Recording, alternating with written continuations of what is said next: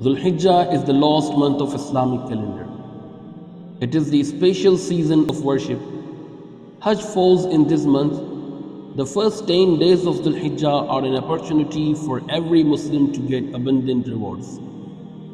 A Muslim should seize this opportunity and come near to Allah Azza wa Jal through performing good deeds.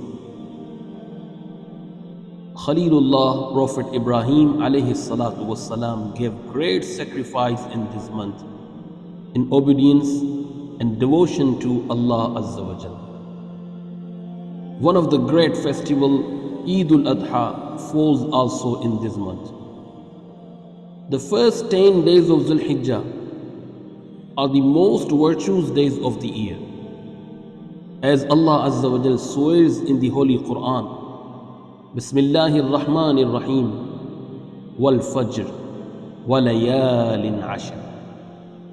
Allah has mentioned the 10 nights of Dhul Hijjah.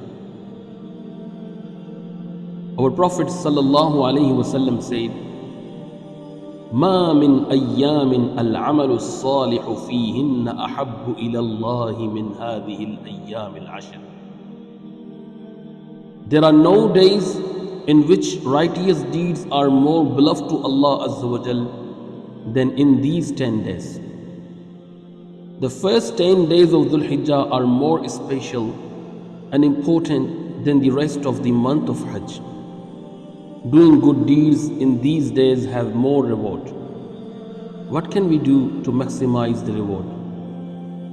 In these 10 days, recite Quran, pray as much as possible, fast and recite takbir, recite tahleel, say tahmeed, say tasbih, yani subhanallah walhamdulillah wa la ilaha illallah wallahu akbar.